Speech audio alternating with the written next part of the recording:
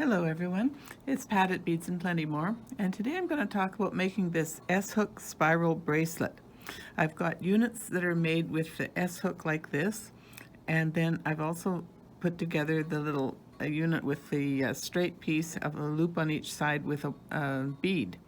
I've used 20 gauge wire, and I've also used these 6mm faceted beads.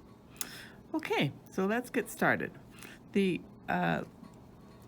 S-hooks that I used in here are made with a 3-inch piece of wire, and the little joiner piece is only 1 inch.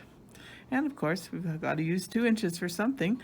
I've made a clasp out of about 2 or maybe a little bit more than 2 inches because I like to do a flush cut on each side. Actually, for all of the wire, it's a good idea to do flush cuts. So we'll take our measure, move the finished bit out of the way, and my tape measure. So for a 3-inch piece, we'll cut with our cutters of 3 inches of wire. There we are. And I like to straighten the wire because I've got the loops going one direction and the other direction, so I don't want to work the curve against itself because that makes it very hard to get a nice even twist. Okay, so again, always do a flush cut on each end of your wire to make sure you've got a nice flat end. Probably should have the flush cut once when you cut it off the end, but if you can't remember which end came off, then you just cut both ends.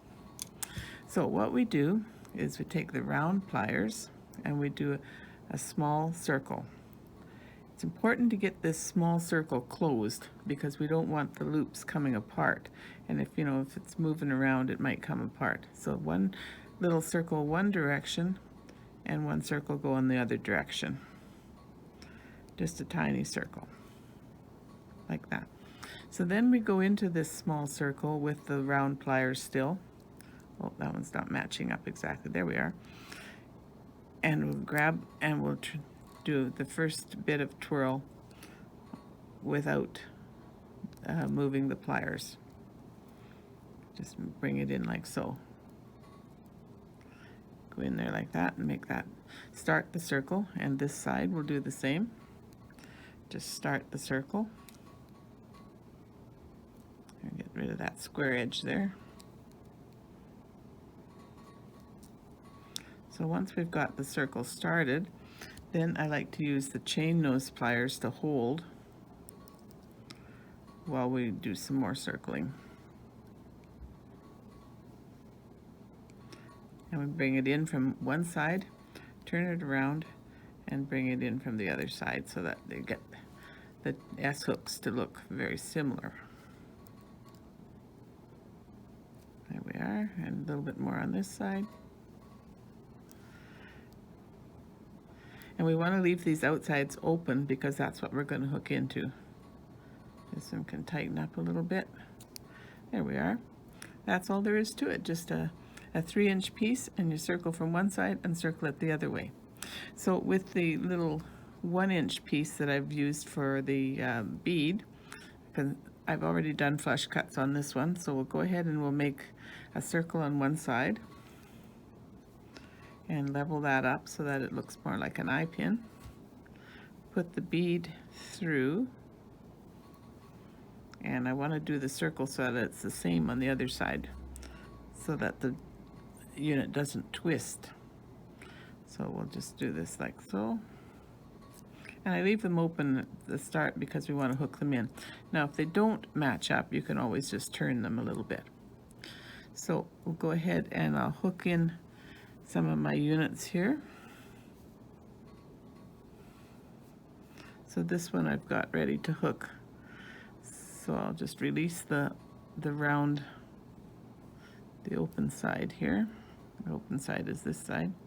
Always when you're releasing a circle, you go to the side, and we'll hook in my S unit and then bend this back so that it joins up. So that's how you'd make the joins to get your length. And this could very well be made into a necklace as well. It sits very nice as a necklace. Now, to make the clasp, we will need to do the end bead with a larger loop on one side. So you'll need a piece bigger than the 1 inch. So I'll go ahead and show you how to make this little clasp. Now, another little hint too, this clasp can also be joined one to the next, like so, or with a bead in the middle, and make a necklace with those as units. So I need 2 inches, or maybe just a tiny bit more than 2 inches, so that I can do my flush cuts with it to make the clasp. So here we go. Cut off that piece and check. Now that was the one I cut off, so I don't have to flush cut both sides if I remember. So flush cut that side. So in this case, we're going to make the little circles, almost the same idea. Little circle on this side and little circle over on this side. Same, one going each direction. So you've got your little short piece like that. Go in with the pliers up tight to that small circle that we've got there and bend away from that circle, like so. So we get that kind of a shepherd hook look. And on this side, again, maybe make this one a little bit bigger. So we'll go in and bend all the way around like that. So you can see on the pliers how that works. So there's our unit.